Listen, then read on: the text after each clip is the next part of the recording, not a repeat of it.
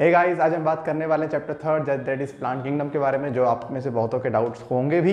सो इस वीडियो को आखिर तक देखना, उम्मीद करता हूँ प्लांट किंगडम को लेके आपके में थोड़े बहुत डाउट क्लियर करा पाऊँ। सो चलिए दोस्तों, ज़्यादा देर ना करते शुरू करते हैं।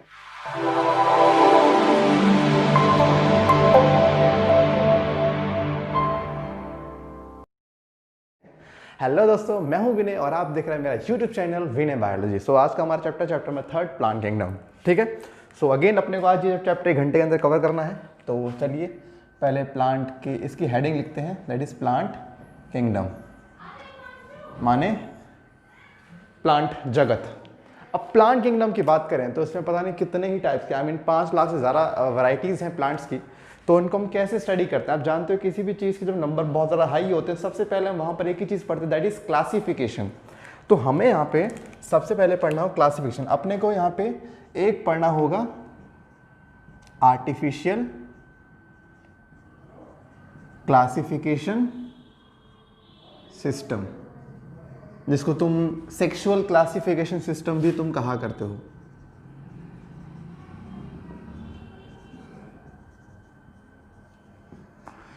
इसमें क्या करा गया था? The system was given by scientist known as Linnaeus, and इन्होंने क्या बताया? इन्होंने कहा कि आप प्लांट्स को डिवाइड कर सकते हैं on the basis of number of स्टेमन। Number of स्टेमन के बेस पे, नंबर एंड स्ट्रक्चर ऑफ स्टेमन के बेस पे आप प्लांट को डिवाइड कर सकते हो।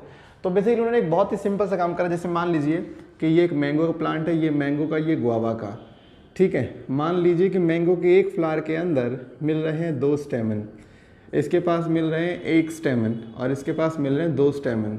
तो अगर स्टेमन के आधार पे डिवाइड करें तो गुआवा और ये वाला मैंगो एक स्पीशीज़ में आ जाएगा, माने एक ग्रुप में आ जाएगा, जबकि ये वाला अलग ग्रुप में हो जाएगा। तो यहाँ पर इन्होंने काम ऐसा ही करा, नंबर ऑफ स्टेमन के बेस पे प्लांट को डिवाइड करा। लेकिन जब इन्होंने ये काम करा तो इन्हें बहुत सारे प्रॉब्लम देखने को क्या मिली कि जो क्लोजली रिलेटेड स्पीशीज़ थे उन्हें अलग अलग ग्रुप में जगह मिली नंबर ऑफ स्टेमन के बेस पे। भाई दुनिया के सारे मैंगो के पास सेम नंबर ऑफ स्टेमन नहीं मिलते, ये याद रखना। सारे गुआवा के पास नहीं मिलते।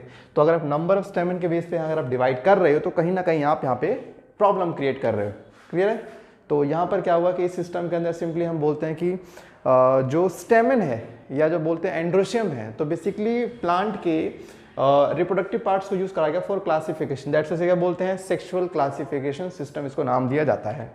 तो क्योंकि कुछ खास चला नहीं, जस्ट बिकॉज ऑफ इसमें क्लोजली रिलेटेड स्पीशीज को अलग कर दिया गया और जो जिनका कोई नाता भी नहीं है उनको एक ग्रुप में डाल दिया गया। तो इस वजह से ये सिस्टम बाद में डिस्कार्ड हो गया। बाद में एक नया सिस्टम आया जिसको अपन क्या बोलते हैं? Natural classification system. So this was given by this is given by scientist known as Linnaeus, ठीक है। लीनियस के बाद जो अगला सिस्टम है उसको बोला गया क्या? Natural classification system. अगर आपको बताऊं वहां पे दिक्कत क्या थी, यहाँ पे इन्होंने डिवाइड करने के लिए कुछ मॉर्फोलॉजिकल कैरेक्टर्स को एज्यूम करा था। सम मॉर्फोलॉजिकल कैरेक्टर्स, इन्होंने कुछ ही मॉर्फोलॉजिकल कैरेक्टर्स के बेस पे प्लांट को क्लासिफाई कर दिया। सारे भी कैरेक्टर नहीं लिए, सिर्फ कुछ ही कैरेक्टर लिए। लेकिन जो नेचुरल वाला आया था, इस नेचुरल वाले को दिया था 2 साइंटिस्ट ने, इसको बोलते हैं बेंथम एंड हुकर। इन्होंने क्या करा? प्लांट के सारे मॉर्फोलॉजिकल कैरेक्टर्स को एज्यूम करा फॉर क्लासिफिकेशन। जो बेस्ट है भाई, 1-2 कैरेक्टर्स आप डिवाइड कर दोगे, सारे लेने पड़ेंगे। आपने इन्होंने सारे मॉर्फोलॉजिकल कैरेक्टर को एज्यूम करा, साथ में एम्ब्रियोलॉजिकल स्टडी करी, माने एम्ब्रियो की कैसे कैसे ग्रोथ हो रही है प्लांट के अंदर, उस चीज़ को एनालाइज करा। अल्ट्रा स्ट्रक्चर कह लो, हर चीज़ का प्लांट में किसी भी सेल का जब जो डिटेल स्ट्रक्चर होता है that is known as ultra structure. और फिर बायो, फिर यहाँ पे बोलते हैं एक तरह से केमिस्ट्री, माने केमिकल कंपाउंड्स की स्टडी करी, ठीक है। इसको हम बोलते हैं क्या? एक तरह से बायोकेमिस्ट्री की स्टडी यहाँ पे इन्होंने करी। बाकी इसका मतलब ये हुआ कि सेल के अंदर, प्लांट के अंदर कौन कौन से टाइप के केमिकल पाए जा रहे हैं। और अगर मान लीजिए 4 प्लांट है, 4 पास सेम टाइप के केमिकल पाए जा रहे हैं, so on the basis of biochemistry basis, तो वो सारे एक ही ग्रुप में आ जाएंगे। तो इन्होंने ऐसे एक नहीं बहुत सारे कैरेक्टर लिए। यहाँ पे आप चाहो तो और भी ऐड कर सकते हो, एनाटॉमी हो गया, ठीक। तो इन्होंने तकरीबन वो सारे कैरेक्टर एज्यूम करे जो नेचुरली प्लांट के पास पाए जाते हैं और उन कैरेक्टर के बेस पे प्लांट को क्लासिफाई करा। और जब इस बेस पे क्लासिफाई करा तो कहीं ना कहीं रिजल्ट ज़्यादा बेटर मिला as compared to this one. So इसीलिए ये बड़ा फेमस है। यहाँ पे देखिए, बताओ एग्जाम में क्या आता है, उसके साइंटिस्ट का नाम, इसके साइंटिस्ट का नाम, बेंथम एंड हुकर। और उसने क्या करा, उसने कुछ ही मॉर्फोलॉजिकल कैरेक्टर को लिया, ये उसकी बहुत बड़ी गलती थी, ठीक है, जबकि यहाँ पे इसने सारे मॉर्फोलॉजिकल कैरेक्टर्स को एज्यूम करा अपने क्लासिफिकेशन के लिए। अच्छा, तो ये हो गए 2 क्लासिफिकेशन। अब बात करें तीसरे क्लासिफिकेशन जो एनसीईआरटी ने दे रखी है, that is called phylogenetic classification system. Phylogenetic classification system, यहाँ पे हम बात करें फाइलोजेनेटिक का मतलब क्या होगा, तो यहाँ पर है phylogenetic classification system. Phylogenetic means evolutionary,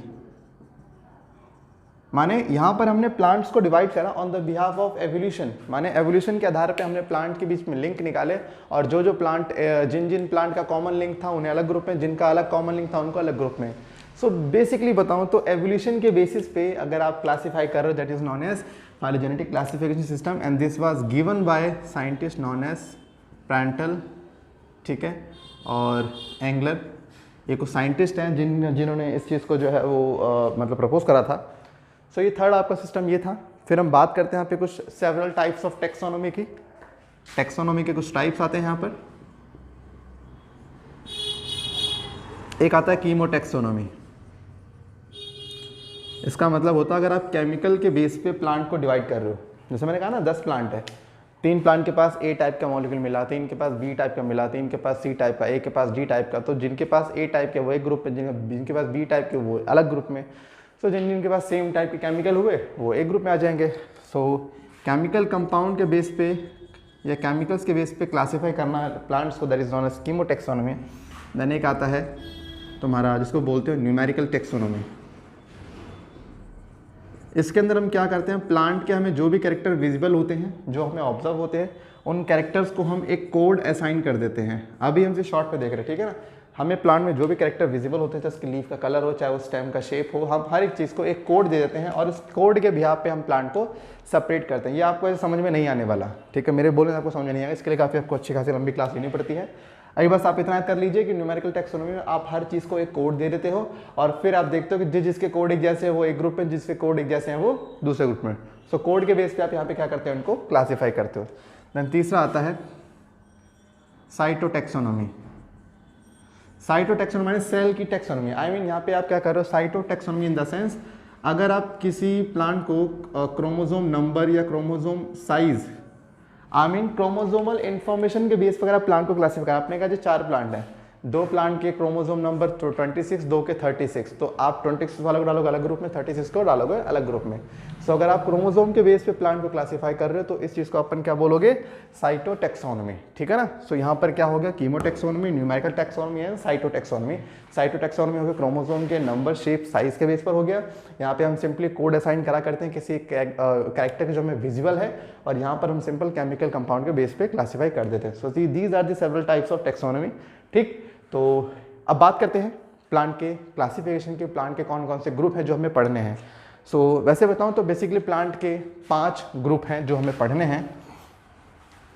कौन कौन से, जरा ये देखते हैं। सबसे पहला ग्रुप, अच्छा ज़रा मैं आपको वो ऑर्डर बता दूँ किस ऑर्डर में अपने को पढ़ना है। तो प्लांट के 5 ग्रुप कौन कौन से, जैसे पहला ग्रुप हो गया एल्गे, सेकंड ग्रुप पढ़ोगे आप लोग ब्रायोफाइट, तीसरा ग्रुप पढ़ोगे आप टेरिडोफाइट, चौथा ग्रुप पढ़ोगे आप जिम्नोस्पर्म, और 5वां ग्रुप पढ़ोगे आप एंजियोस्पर्म। ये 5 ग्रुप पढ़ोगे, ठीक है। तो यहाँ पे याद रखना शॉर्ट फॉर्म में ABP गा, ABP न्यूज़ है ना, तो उससे बोलेंगे ABP गा, गाना गा। तो ABP मतलब algae, bryophyte, pteridophyte, gymnosperm and angiosperm, ये 5 ग्रुप है। आपको इसी ऑर्डर में याद रखना है, आपको इसी ऑर्डर में याद रखना है। इसमें ध्यान देना, ये पानी में रहता है, ये पानी प्लस सॉइल में, ये सॉइल में, ये सॉइल में, ये सॉइल में, समझे। जो प्लांट हैं वो पानी से निकल के बाहर आए, माने एल्गे से बने ब्रायोफाइट, इनसे बने टेरिडोफाइट, इनसे बने जिम्नो, इनसे बने एंजियो। तो यहाँ पे कहीं ना कहीं जो मोड ऑफ हैबिटेट है वो शिफ्ट हुआ है वाटर से, कहाँ, एक्वाटिक से शिफ्ट हुआ है टेरेस्ट्रियल की तरफ में, ठीक है ना। अभी बताऊंगा इन सब चीज़ें कैसे कैसी हैं यहाँ पर। और अगर मैं प्लॉइडी लेवल के बेस से बात करूँ तो ये हैप्लॉइड, ये हैप्लॉइड, ये डिप्लॉइड, ये डिप्लॉइड, ये डिप्लॉयड। देखो भाई ये चीज़ बता रहा हूँ, एक बात और है, ऐसा नहीं है कि ये सारे हैप्लॉयड है, ज़्यादातर हैप्लॉयड है, ज़्यादातर हैप्लॉयड है, ज़्यादातर डिप्लॉयड है, ज़्यादातर यहाँ तो खैर ऑलमोस्ट सारे डिप्लॉयड है, बट यहाँ के केस में ऑलमोस्ट लगा के चलोगे, ठीक है। तो चलिए बात करते हैं एल्गे की। जब एल्गे की बात करते हैं तो एल्गे की पहले हम ज़रा बात करते हैं इनके मोड ऑफ न्यूट्रिशन की बात करेंगे, इनके हैबिटेट की बात करेंगे, जो कि आपको मालूम पड़ गया होगा। सो चलिए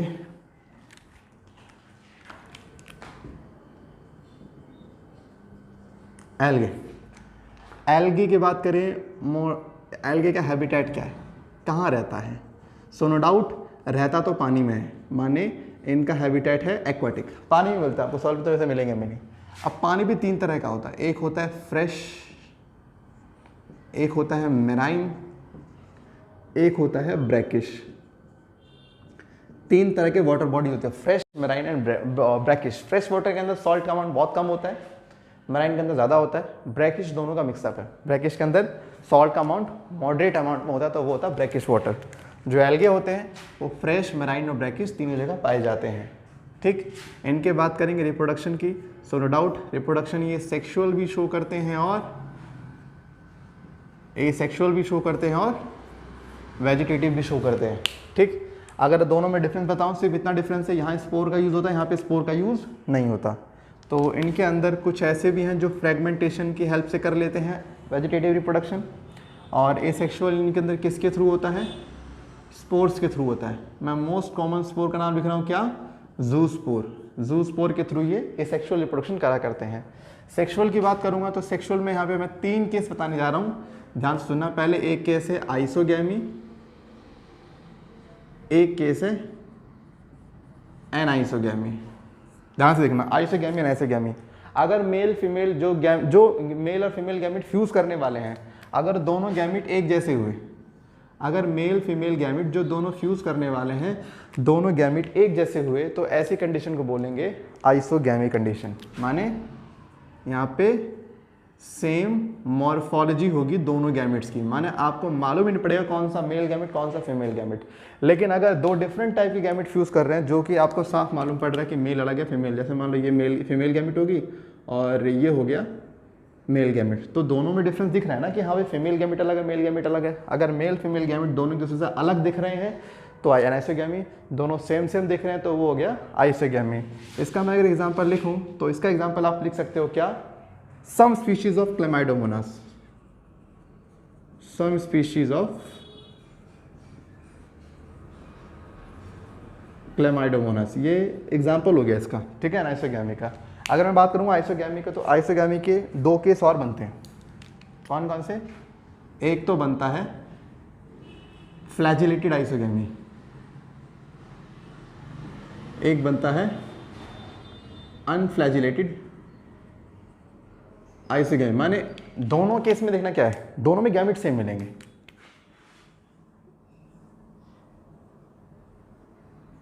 डिफरेंस समझ में आया। यहां पर क्या है, दोनों पे फ्लैजिला है तो सेम है, यहाँ पे बिना फ्लैजिला के सेम है। तो ये वाला केस तुम अगर चाहो तो एग्जांपल ने स्पायरोगारा लिखा होगा, देख लेना एक बार, श्योर हो जाना। और इसका एग्जांपल लिखा हुआ इसने वही, सम स्पीशीज ऑफ क्लेमाइडोमोनास, माने इसकी कुछ स्पीशीज़ ये शो करती हैं, कुछ स्पीशीज़ वो शो करती हैं, ठीक है। तो ये तुम्हारे कुछ सेक्सुअल के किस्म एग्जांपल हो गए, आइसो एनाइसो वगैरह, ये सब एग्जाम में ना आया करते हैं, ठीक है। अच्छा मैं आपको बताता हूँ एक केस एनाइसोगैमी में। एनाइसोगैमी में आप चाहो तो एक केस मैं आपको सेपरेट दिखाता हूँ, इसको बोलते हैं ऊगैमी। अब ऊगैमी का मतलब क्या होता है, देखो ऊगैमी का मतलब ये होता है कि फीमेल गैमिट का साइज बड़ा हो बट नॉन मोटाइल, मूव ना करे, मेल गैमिट का साइज छोटा हो लेकिन मोटाइल हो। तो एक ऐसी कंडीशन जिसमें फीमेल गैमिट का साइज काफ़ी बड़ा हो बट नॉन मोटाइल और मेल गैमिट का साइज छोटा हो लेकिन मोटाइल, ऐसी कंडीशन को बोलते हैं oogamy. And this condition generally seen in Fucus, इस वाले एल्गा के अंदर इसको हम कॉमनली देखा करते हैं। सो उम्मीद करता हूँ कि आपको इतना समझ में आ गया होगा कि मैंने क्या बताने की कोशिश करी। यहाँ पर आप बेसिकली एग्जाम्पल ही याद करिएगा, ठीक है। चलिए आगे कहते हैं। सो यहाँ पे हो गया इसका जनरल फीचर हो गया, और नो डाउट क्योंकि ये प्लांट है सो ऑब्वियस ही बात है यार, इनके पास क्या ही बताऊँ मैं, क्लोरोफिल तो इनके पास मिलेगा, क्लोरोप्लास्ट इनके पास मिलता ही मिलता है, और चलिए मैं बात कर रहा हूँ एल्गे के कुछ टाइप्स की। तो एल्गे के 3 टाइप होते हैं, एक ग्रीन एल्गे, एक ब्राउन एल्गी और एक रेड एल्गी। ठीक है, ग्रीन, ब्राउन और रेड।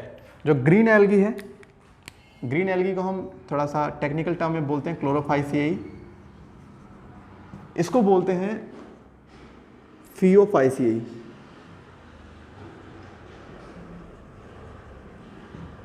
इसको बोलते हैं रोडोफाइसियाई। ठीक है, तो ये नाम हो गए क्लोरोफाइसियाई, फियोफाइसियाई एंड रोडोफाइसियाई। ठीक, जो ये आपका क्लोरोफाइसियाई हो गया, जिसको हम ग्रीन एल्गे बोल रहे हैं, इनके पास मिलता है क्लोरोफिल ए और बी, इसके पास क्लोरोफिल ए और सी, इसके पास क्लोरोफिल ए और डी, माने क्लोरोफिल ए सबके पास है, उसमें कोई शक वाली बात नहीं है। ठीक है, इनकी बात करें, इनका हैबिटेट फ्रेश, मेराइन और ब्रैकिश तीनों हुआ करता है। ज़्यादातर इनको फ्रेश ज़्यादा देखा गया, बट हाँ सब जगह पाए जाते हैं। इनकी बात करें, इनका भी फ्रेश, मेराइन और ब्रैकिश है। सो इनका तकरीबन इक्वल प्रोपोर्शन पाया जाता है, जितना फ्रेश में उतना मेराइन उतना ब्रैकिश। इनकी बात करूँ तो ये ज़्यादातर, ये मेनली मेराइन ही होते हैं, ये ज़्यादातर खारे पानी में ही मिलते हैं। बहुत ही कम आपको मिलेंगे ये कहाँ मिलेंगे आपको फ्रेश और ब्रैकिश वाटर में, ज़्यादातर मिलता है कहाँ मिलता है आपको, खारे पानी में मिलते हैं। अच्छा एक बात और, एल्गे की बॉडी में थैलस नहीं होता, सॉरी आई मीन इनके पास कोई ट्रू रूट स्टेम लीफ नहीं होती, इनके पास थैलस होता है। और what is thallus? A body without root stem leaf, a body without true root stem leaf is known as thallus and they have thallus. So इनके पास thallus है, इनके पास कोई रूट नहीं है, कोई स्टेम नहीं, कोई लीफ। देखिए कितने मजे की बात है, प्लांट होते हुए प्लांट वाले इनके पास ऐसे कैरेक्टर नहीं है जो होने चाहिए थे। ठीक है, सो मैं बोल सकता हूँ कि इनकी बॉडी क्या होती है, अनडिफ्रेंशिएटेड। जिस बॉडी में रूट स्टेम आप लीफ आपको ना दिखे उसे हम क्या बोलेंगे, undifferentiated body, and so they have undifferentiated body, इनकी बॉडी में कोई रूट स्टेम लीफ नहीं होती। तो अच्छा इनकी बात करो, इनका जो रिजर्व फूड क्या होता है, क्योंकि भैया रिजर्व फूड तो हर कोई रखता है। इनका रिजर्व फूड हम सिंपली बोल सकते हैं स्टार्च। लेकिन जैसे आप अपने पैसे गुल्लक में रखते हो ना, सेव करते हो, ऐसे ये इसका पैसा है स्टार्च। ये स्टार्च जिस बॉडी के अंदर स्टोर करेगा, जो इसकी गुल्लक है जिसमें ये स्टार्च रखेगा, उस बॉडी को बोलते हैं पायरिनॉइड्स। पायरिनॉइड्स एक प्रोटीन से बनी बॉडी है जिसके अंदर ग्रीन एल्गे अपने फूड को स्टोर करते हैं। सो पायरिनॉइड एक स्ट्रक्चर जिसके अंदर ग्रीन एल्गे अपने फूड को स्टोर करते हैं, that is known as pyrenoid. सो ये होगा तुम्हारा क्या, रिजर्व फूड। अच्छा इनके बाद हम बात करें तो इनके रिप्रोडक्शन में सेक्सुअल मोड, एसेक्सुअल मोड और वेजिटेटिव मोड, बेसिकली यहाँ पर सेक्सुअल एसेक्सुअल का रेशियो ज़्यादा मिलता है, वेजिटेटिव तो बहुत ही रेयर मिलता है। स्पोर यहाँ पे वही एज यूजुअल ज़ूस्पोर आया करते हैं, तो उसमें और कुछ खास पॉइंट नहीं है बताने लायक। बट मैं आपको ज़रा एक का एग्जाम्पल बता दूँ। एग्जाम्पल में आप यूलोथ्रिक्स याद कर लेना, स्पायरोगायरा याद कर लेना, ठीक है, क्लेमाइडोमोनास याद कर लेना, वॉलवॉक्स याद कर लेना। अच्छा वॉलवॉक्स से बड़ा अच्छा याद आया, वॉलवॉक्स एक ऐसा एग्जाम्पल है जो कॉलोनियल हैबिटेट शो करता है। माने इनके अगर हम बात करें एल्गे के, तो एल्गे सिंगल सेल के भी होते हैं, कॉलोनियल फॉर्म में भी होते हैं और फिलामेंट फॉर्म में भी होते हैं। माने इनकी बॉडी कॉलोनी की फॉर्म में भी रहती है, मिलके रहते हैं, जैसे कि वॉलवॉक्स हो गया, और इनकी ये सिंगल भी रहते हैं यूनिसेलुलर। इनकी बॉडी धागे के जैसे भी होती है, जैसे कि स्पायरोगायरा। स्पायरोगायरा एक धागे के जैसा एल्गा है, इसको बोलते हैं filamentous algae. This is filamentous algae, ठीक है ना। तो ये तुम्हारा हो गया ग्रीन एल्गी की कहानी, ठीक है। मिलेगा वाटर के सरफेस पे मिलेगा, ऊपर मिलेंगे बिल्कुल। ये बात करें ब्राउन एल्गी की, तो ब्राउन एल्गी बेसिकली ये भी ज़्यादातर इनका रेशो कहीं ना कहीं थोड़ा सा ज़्यादा खारे पानी में ज़्यादा मिला करता है। अच्छा इनके पास एक होता है hydrocolloid. And what is hydrocolloid? Water holding substance is known as hydrocolloid. जो पानी को होल्ड कर सके उसको क्या बोलते हैं? घर में आपके आटा होता है एक तरह से, वो भी आपका हाइड्रोकोलॉइड है, वो पानी को होल्ड कर सकता है, दैट्स व्हाई इसको हम क्या बोलते हैं? हाइड्रोकोलॉइड। तो सिंपली क्या बोलेंगे? Water holding substances are known as hydrocolloid. ये हाइड्रोकोलॉइड बनाते हैं। इनके सेल के बाहर एक ये क्या बोलते हैं? They release Elgin. So Elgin is a hydrocolloid of the brown algae. तो अगर हम एल्जिन यहाँ से ऑब्टेन करते हैं तो उसको हम यूज़ कर सकते हैं वाटर होल्ड कराने के लिए। ऐसे ही रेड एल्गी भी रिलीज करते हैं, इनके पास होता है हाइड्रोकोलॉइड, इनका होता है काराजीन। तो काराजिन इन इसका हो गया एल्जिन, इसका काराजिन को हो रहा ना, कारा में आर आर माने रेड वाले का होगा काराजिन। दोनों का रिजर्व फूड भी होता है नो डाउट। इसका रिजर्व फूड क्या होता है, इसका होता है लेमिनारियन और मैनिटोल। ये भी स्टार्ची है लेकिन ये स्टार्च की थोड़ी अलग फॉर्म है, ठीक है। उसके बाद भी स्टार्च होता है स्टोर, क्या है, फ्लोरिडियन स्टार्च। तुम भी जानते हो यार प्लांट स्टार्च स्टोर करते हैं, बट हाँ ये स्टार्च थोड़ा अलग है, ये फ्लोरिडियन स्टार्च है, ये हो गया इसका लेमिनारिन और मैनिटोल, ठीक है। अगर ब्राउन एल्गे की बॉडी को ध्यान से देखा जाए तो इनकी बॉडी के अंदर हमें देखने को मिलता है कुछ कुछ ऐसा।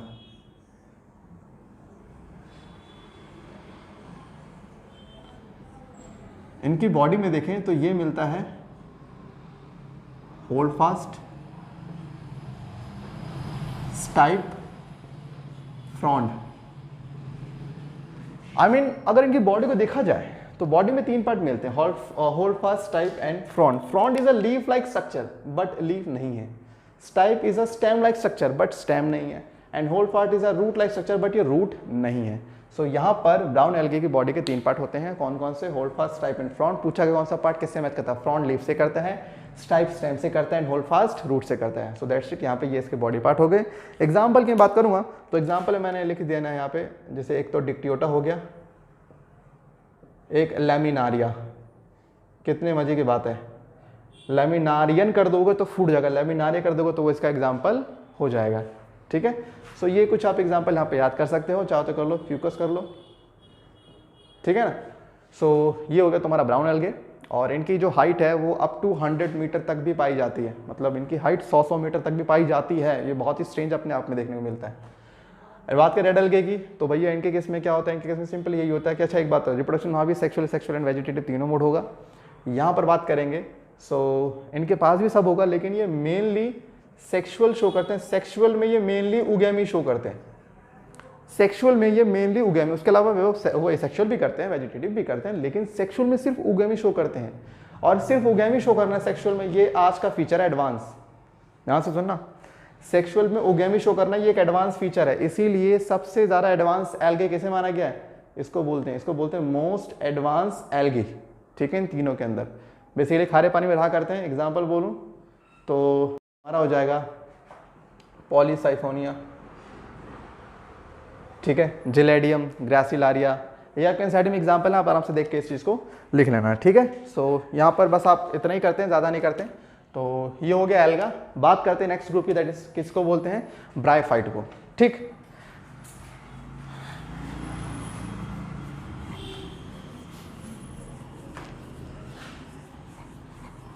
अच्छा, अब ब्रायोफाइट की बात करें तो ब्रायोफाइट के अंदर हम सिंपली एक बात बोलते हैं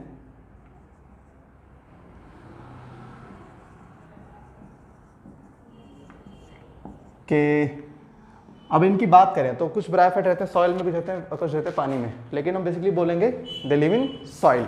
बेसिकली कहाँ करते हैं, सॉइल पे, लेकिन वाटर पे ये डिपेंड रहते हैं, पानी पे ये डिपेंड रहते हैं, बिना पानी के इनका काम नहीं चलता, ठीक है। और इनके पास अगेन थैलस लाइक बॉडी है, इनके पास कोई रूट स्टेम लीफ नहीं पाया जाता।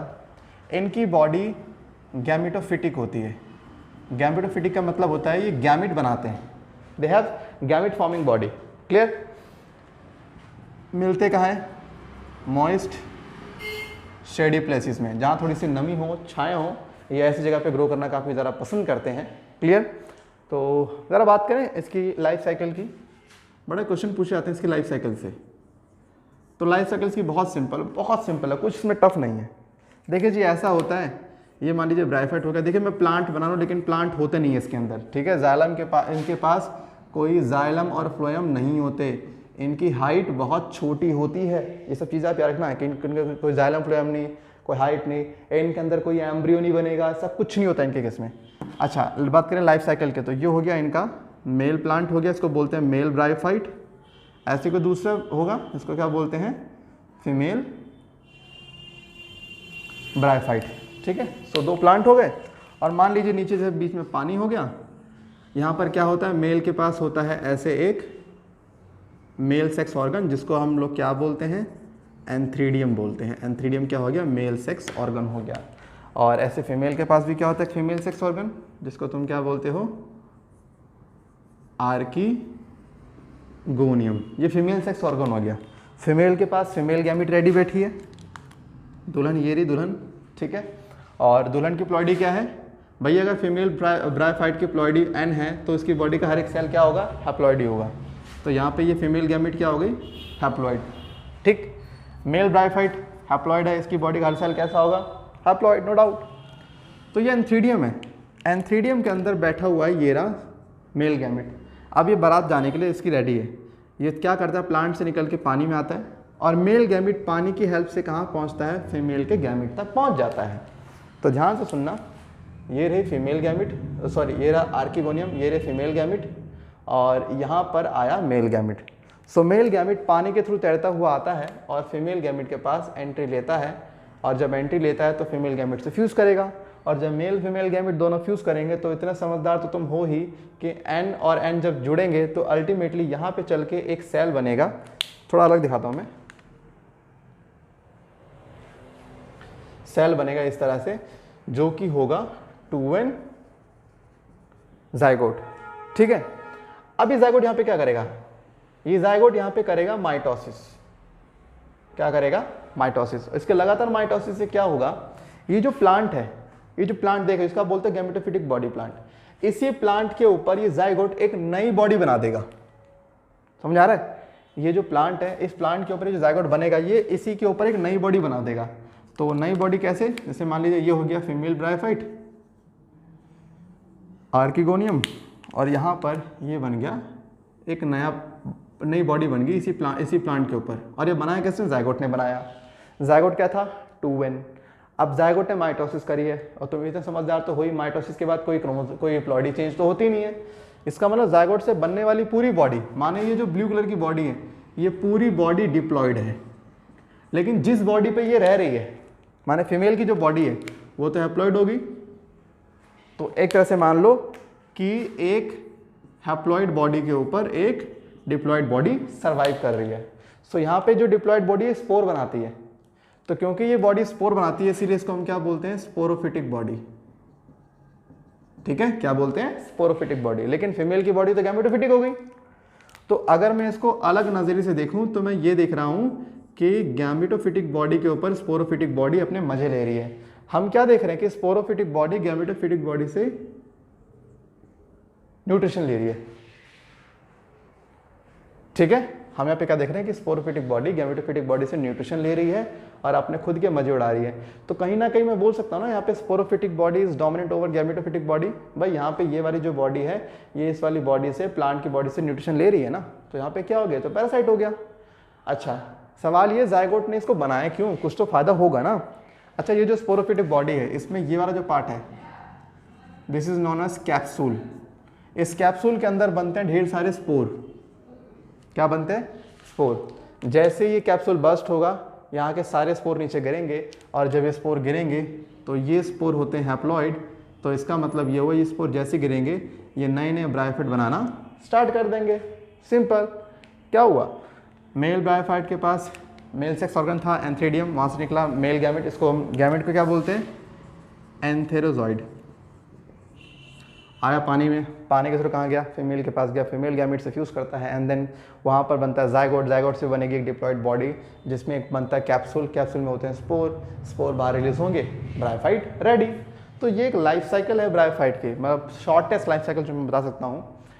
तो ये हर एक में होता है, चाहे इसकी जो भी क्लास है। तो हम ब्रायोफाइट की जो 2 क्लास हैं, ज़रा उन 2 क्लास को समझते हैं, उन 2 क्लास के अंदर क्या क्या होता है। ब्रायोफाइट की मेनली 2 ही क्लास हैं। अच्छा, एक चीज़ और, ब्रायोफाइट को यहाँ पर पानी का यूज़ लगा, किस लिए, गैमिट के ट्रांसफ़र के लिए। बिना पानी के गैमिट ट्रांसफ़र नहीं कर सकता ब्रायोफाइट, क्योंकि ब्रायोफाइट को दोनों चीज़ चाहिए, पानी भी चाहिए और सॉइल भी चाहिए अपने सर्वाइवल के लिए। इसीलिए हम बोलते हैं कि इसको क्या, amphibian of plant kingdom. Amphibian of plant kingdom का मतलब होता है एक ऐसा ग्रुप जो सॉइल पर भी डिपेंड है और पानी पर भी डिपेंड है। तो इसे हम क्यों बोलते हैं amphibian plant kingdom, because they need water for the transfer of male gamete, and without water they can not complete their life cycle. That's why इसे हम क्या बोलते हैं, एम्फीबियन ऑफ प्लांट किंगडम। इसके बाद अब हम जरा बात करते हैं इसके ग्रुप की। ब्रायोफाइट के 2 ग्रुप हैं, एक तो है लिवरवॉर्ट, एक है मॉसिस। लिवरवॉर्ट क्या होते हैं? लिवरवॉर्ट के अंदर मैं एग्जांपल देना चाहूँगा मार्केंशिया का। इसको आप मार्चेंटिया ना पढ़े, नहीं कोई चंटिया धर जाएगा, इसको मार्केंशिया पढ़ते हैं, ठीक है ना। मार्केंशिया को मैं एग्जांपल में लेता हूँ लिवरवॉर्ट को समझाने के लिए। मार्केंशिया बिल्कुल इस तरह का, बिल्कुल दिल की तरह स्ट्रक्चर होता है, और यहाँ पर ये चीज़ थैलस है। अभी समझदार तुम हो ही, मैंने भी कहा थैलस का जिसका कोई रूट स्टेम लीफ ना हो।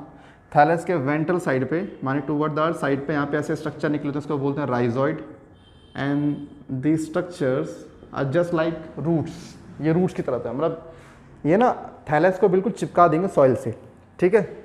और इस थैलस के ऊपर ये होता है एक स्टॉक जिसको आप बोलते हो एंथ्रीडियोफोर, और यहाँ पर है एंथ्रीडियम, जो मैंने फूल सा बनाया ना, ये एंथ्रीडियम हो गया। और यहाँ पर ऐसे छोटे छोटे कप होते हैं जिसको बोलते हैं जिम में कप, ठीक है। जिम में कप नहीं है, जिम में कप है। और इसके अंदर बर्ड मिलते हैं इस तरह से, इसको बोलते हैं जिम में बर्ड।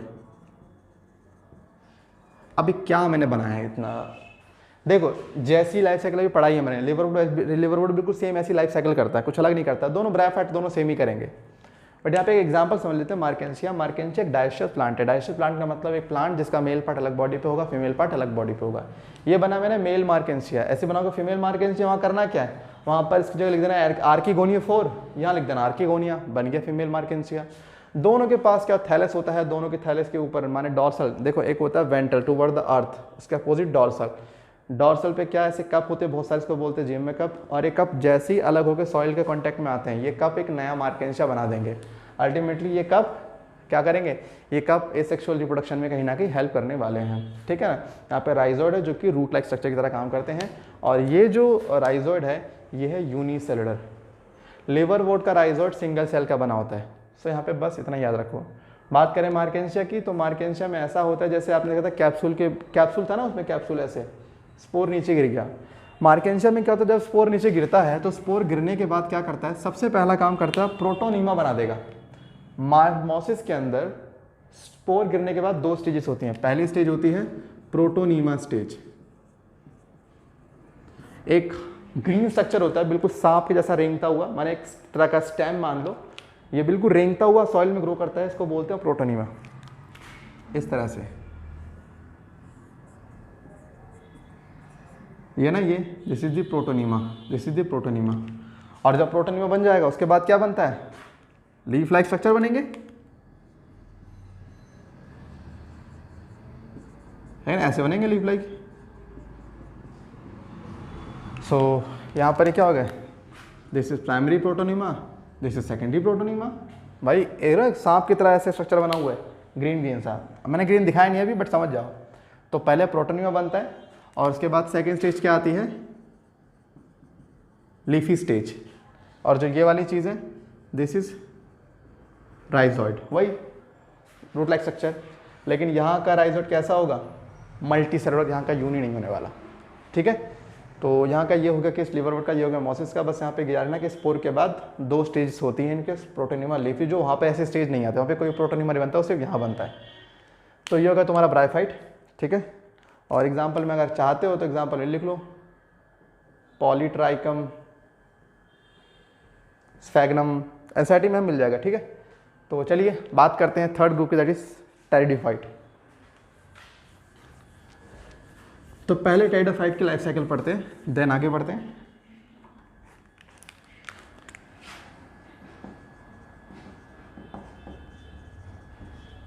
टेरिडोफाइट की बात करें, नो डाउट ये पहले ऐसे प्लांट रहे हैं जो सॉइल पे रहना सीखे अच्छे से।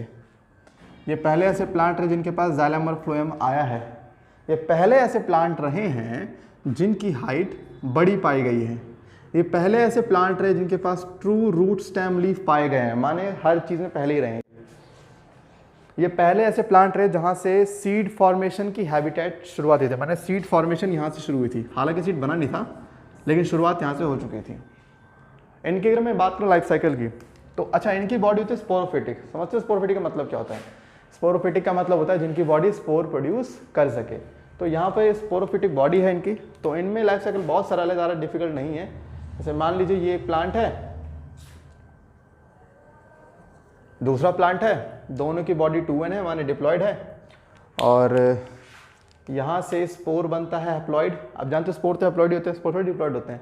यहाँ से एक बना स्पोर हैप्लॉइड, ये स्पोर नीचे गिरा, ये स्पोर नीचे गिरा, दोनों स्पोर एक नई नई बॉडी बनाते हैं, और दोनों जो बॉडी बनाएंगे इसको हम क्या बोलते हैं, प्रोथैलस। एक है मेल प्रोथैलस, एक है फीमेल प्रोथैलस, ठीक है। और ये दोनों प्रोथैलस एक गैमेटोफाइट है, मतलब गैमेट बनाएंगे।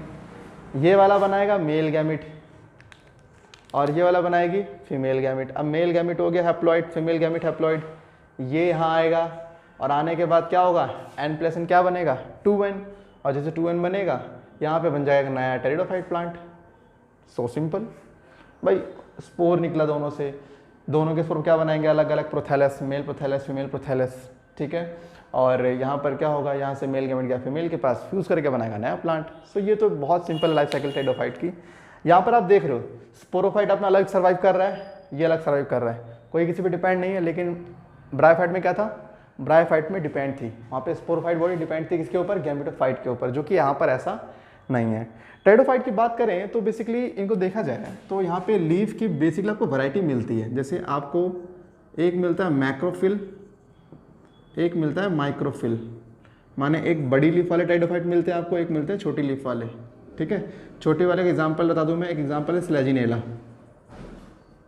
और बड़ी वाले का एग्जांपल क्या है, फॉन। ऐसा नहीं बहुत बड़ी लीफ है, लेकिन टेरिडोफाइट के कंपेरिजन में लीफ बहुत बड़ी है।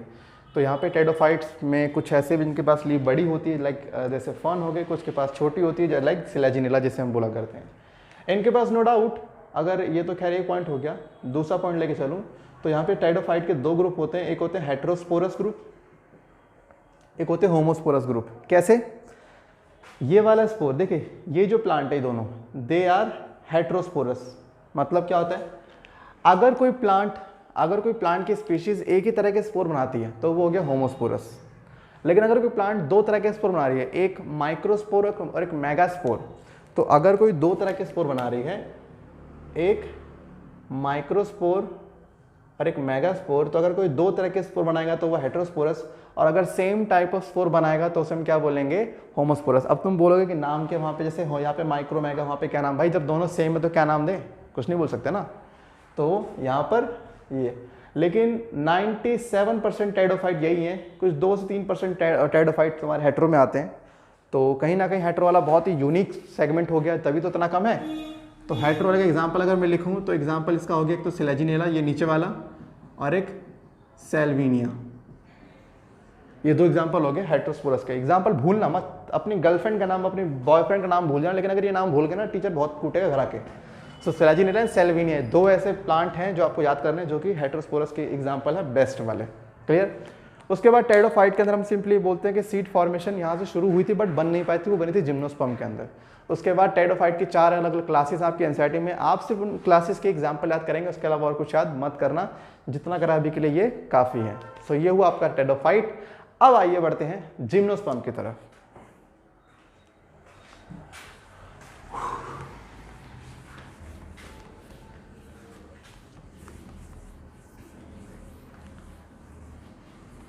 और उम्मीद है भाई तुम सबका रिजल्ट 12th का अच्छा आया होगा, नहीं भी आया तो कोई बात नहीं, चिल मारो। हाँ, अब तुम्हारा जो नेक्स्ट ग्रुप आया जिसको आप बोलते हो जिम्नोस्पर्म। देखो एंजियोस्पर्म तो मैं पढ़ाने नहीं वाला, क्यों नहीं पढ़ाने वाला, 12th में चैप्टर नंबर 2 पूरा वही है, जब वहाँ करना ही है तो यहाँ करने का फायदा ही क्या। तो एंजियोस्पर्म तो हम नहीं कर रहे, ठीक है ना, जिम्नो करेंगे सिर्फ। तो जिम्नोस्पर्म की बात करें तो इनके पास सबसे पहले ऐसे प्लांट जिनके पास सीड पाए गए, बट इनके सीड कैसे होते हैं, नेकिड, माने नंगे सीड होते हैं, कोई कपड़े नहीं पहनते, बेशरम होते हैं इनके सीड, और इनके पास कोई फ्लावर वगैरह नहीं पाया जाता, इनके पास कोई फ्लावर नहीं होता। क्लियर है। और जिम्नो की बात करें तो नो डाउट इनके अंदर काफ़ी बड़े बड़े प्लांट आते हैं। प्लांट है जो बहुत बड़ा प्लांट है जिसको हम बोलते हैं सिकोइया। इस प्लांट को गूगल पे सर्च करो और देख के तोते ना उड़ जाए फिर बोलना, ये काफ़ी टॉल प्लांट है, बहुत ज़्यादा टॉल प्लांट है ये जिम्नोस्पर्म का मेंबर है, देख रहे हो। अच्छा, जिम्नोस्पर्म की बात करें तो इनके पास लाइफ साइकिल तो आपके एग्जाम में नहीं आती, बट फिर भी मैं आपको यहाँ पे कुछ चीज़ें बता रहा हूँ कि इनके पास होते हैं कोन्स। इनके फ्लावर तो होते नहीं, तो मेल फीमेल पार्ट कहाँ होंगे, इनके कोन्स के पास होते हैं। कोन्स एक होते हैं मेल कोन्स, एक होते हैं फीमेल कौन, जिसको आप या तो मेल स्ट्रोबाइलस बोल लो या फीमेल स्ट्रोबाइलस बोलो। क्या ये चीज़ है, क्या भला है, ध्यान से सुनना। एक ऐसे कॉमन सी एक्सिस बनाई जाती है, यहाँ पे एक लीफ है जिसको बोलते हैं sporophyll. A leaf bearing a leaf bearing sporangia is known as sporophyll. एक लीफ जो स्पोर कंटेनिंग स्ट्रक्चर को रखे इसको बोलते हैं sporophyll. So these are the structure which contains spores, ठीक है, these are the structure which contains spores. So that's why इन्हें हम क्या बोलते हैं, स्पोरेंजियम, और you can say sporangia also, ठीक है। And these are the sporophyll. One thing you have always remember that is sporophyll is non photosynthetic in nature। याद रखना, it is non photosynthetic in nature। इसका काम सिर्फ यही है कि भाई साहब स्पोरेंजिया को रखना है आपको। अच्छा, अब देखो, अगर मान लो अंदर माइक्रोस्पोर बन रहे हैं तो इसको आप बोलोगे microsporangia. But let suppose megaspore बन रहे हो अंदर, तो क्या नाम दोगे, तो इसको नाम दोगे मेगास्पोरेंजिया। तो कहने का मतलब क्या है कि यहाँ पे या तो माइक्रो बन रहा होगा, मेगा बन रहा होगा। तो चलो एक काम कर लें, मान लेते हैं कि ये सारे के सारे क्या है, ये सारे के सारे माइक्रोस्पोरेंजियम है। मतलब ये microsporangium microsporangium microsporangium microsporangium microsporangium हो गए। और यहाँ पर दिखा दो ये लीफ। अब इसको क्या बोलेंगे, इसको बोलेंगे माइक्रोस्पोरोफिल, क्योंकि भाई इसे ये माइक्रोस्पोरेंजियम को कवर कर रहा है, तो माइक्रोस्पोरोफिल। तो ये जो पूरा स्ट्रक्चर बना इसको बोलते हैं मेल कोन, ठीक है भाई। इसको बोल देना माइक्रोस्पोरोफिल, इसको बोल देना माइक्रोस्पोरेंजियम, पूरा बन जाएगा मेल कोन। ऐसी ये मेगास्पोरोफिल, ये मेगास्पोरेंजियम, पूरा क्या बन जाएगा, फीमेल कोन। तो बस सिंपल ही है। देखो ऐसा होता है, माइक्रोस्पोर ना मेल के लिए बोलते हैं, मेल बेचारे छोटे से होते हैं मासूम से, और मेगास्पोर काफ़ी बड़ी, माने काफ़ी ज़्यादा खतरनाक स्ट्रॉन्ग बड़ी, तो वो मेगा हो गया। मेगा मीन्स बड़ी, तो बड़े से बड़ा डॉन हो, बीवी के आगे घुटने तो टेक ही देता है। तो कहीं ना कहीं फीमेल ज़्यादा पावरफुल है, ज़्यादा बड़ी है एज़ कम्पेयर टू मेल। तो ये माइक्रो और मेगा का यहाँ पे लफड़ा हो गया। तो इनके पास फेफलार तो होते नहीं, तो इनके पास मेल और फीमेल कौन मिल जाते हैं। एनसेट एग्जाम्पल दे रखा है जिम्नो का, कहता है पाइनस और थोड़ा पाइनस और एक प्लांट है तुम्हारा, कौन सा है याद नहीं आ रहा, पाइनस पाइनस पाइनस पाइनस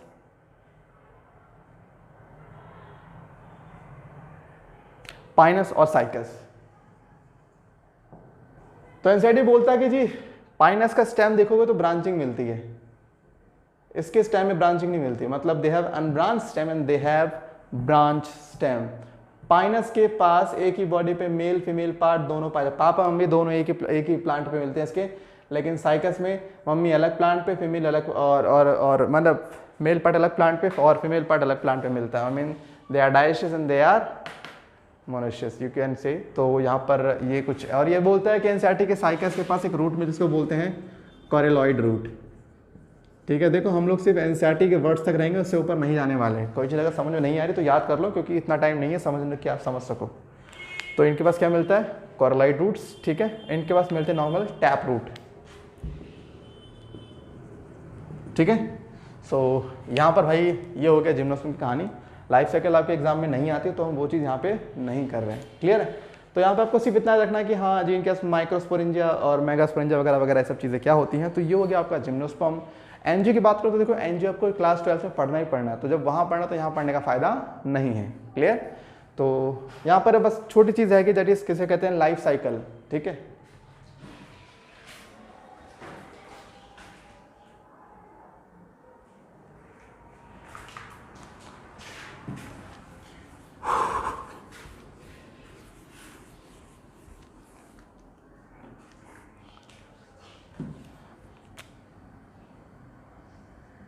तो लाइफ साइकिल यहाँ पर बेसिकली होती है, एक होती है हैप्लॉन्टिक लाइफ साइकिल, एक डिप्लॉन्टिक, एक हैप्लोडिप्लॉन्टिक और एक डिप्लोहैप्लॉन्टिक। 4 तरह की लाइफ साइकिल होती है। हैप्लॉन्टिक लाइफ साइकिल क्या, ऑर्गेनिज्म हैप्लॉइड होता है, लाइफ इसकी ऑलमोस्ट की पूरी लाइफ हैप्लॉइड फेज में निकलती है, लेकिन एक बहुत ही शॉर्ट इंटरवल के लिए इसके पास डिप्लॉइड से जाती है। माने इसके पास डिप्लॉयड स्टेज आती है लेकिन बहुत ही शॉर्ट इंटरवल के लिए, तो यहाँ पर हम क्या बोलेंगे, haploid body is dominant over diploid body, that's why क्या बोलेंगे, हैप्लॉन्टिक लाइफ साइकिल। ये क्या होते हैं, ये डिप्लॉयड होते हैं, पूरी जिंदगी डिप्लॉयड फेज में निकालते हैं, बट बहुत ही कम समय के लिए इनकी लाइफ में एक हैप्लॉइड स्टेज आती है जो कि बहुत ही शॉर्ट टाइम के लिए होती है, तो कहीं ना कहीं डोमिनेंट क्या हो गया, डिप्लॉयड, इसलिए हो गया डिप्लॉयड डिप्लॉन्टिक लाइफ साइकिल। यहाँ पर आप haploid diplontic, body haploid phase में होती है लेकिन बॉडी में डिप्लॉयड फेज भी आती है, लेकिन डिप्लॉयड फेज थोड़े लंबे समय के लिए रहती है, लंबे समय तक लिए ये डिप्लॉयड फेज सर्वाइव कर जाती है। इसलिए यहाँ पर हम ये बोलेंगे कि हैप्लॉइड डिप्लॉयड आपको दोनों कंसीडर करना पड़ेगा, बट बॉडी की प्राइमरी जो डोमिनेंसी है वो जाती है किसको, हैप्लॉइड को जाती है। मेन बॉडी तो उसकी हैप्लॉइड ही है ना, वो तो 2n आया है नो डाउट, 2n टिक भी गया, लेकिन 2n तो बाद में आया ना, पहले हैप्लॉइड है, इसलिए क्या बोलते हैं इसको, हैप्लो डिप्लॉन्टिक। ऐसे यहाँ पे डिप्लॉयड बॉडी होती है लेकिन हैप्लॉइड स्टेज भी आती है बहुत लंबे समय के लिए, इसको बोलते हैं हैप्लो डिप्लो हैप्लॉन्टिक। याद है वाला केस, ब्रायोफाइट में था, हैप्लॉइड था प्लांट लेकिन आया था स्पोरोफाइट और टिक भी गया था, तो हैप्लो डिप्लॉन्टिक। और टाइडोफाइट में था 2n प्लांट था लेकिन गैमेटोफिटिक बॉडी आई थी, वो भी टिकी हुई थी, तो डिप्लो हैप्लॉन्टिक कैसे होगा, ये वाला।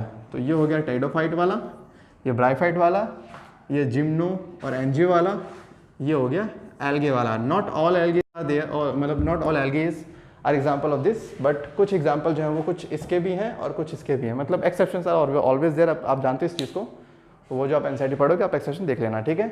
तो मेरी ओर से यार यहाँ पे चैप्टर जो आपका खत्म होता है, उम्मीद करता हूँ आपको वीडियो पसंद आई होगी। और अगर हाँ आपको यहाँ पे कोई टॉपिक में दिक्कत लग रहा है तो यार देखो, मैंने पहले बोला है कि 1 घंटे में आप सब कुछ नहीं समझ सकते, आगे जब हमारी वीडियो चैप्टर के ऊपर आएंगे तो आप समझोगे एक्चुअल में कितनी डिटेलिंग चैप्टर के अंदर है जो मैं आपको भी करा नहीं पा रहा, ठीक है। तो अभी आप इसको क्रैश कोर्स ही लेके चलिए, कहीं सोचे आपसे कंपेयर करें नॉर्मल क्लास से, जो आप नहीं करना चाहिए, ठीक है। सो अगर वीडियो पसंद आई तो बिना लाइक करे जाने का मतलब नहीं बनता, मैंने पहले बोला लाइक तो करना बनता ही है। अब आपके लिए घंटे यहाँ खड़े हम बनाते हैं वीडियो, तो 1 लाइक तो आप कर ही सकते हो, आपको तो करना ही क्या है, फटाक से बटन मार देना है। सो दोस्तों अब मिलेंगे नेक्स्ट वीडियो में नए टॉपिक के साथ, जब तक के लिए सतर्क रहें, सावधान रहें, देखते रहे विनय भारत जी, टाटा बाय बाय, शब्बा खैर। और हाँ, इंस्टाग्राम पे फॉलो करना मत भूलना, क्या, विनय बायोलॉजी 11, बाय बाय।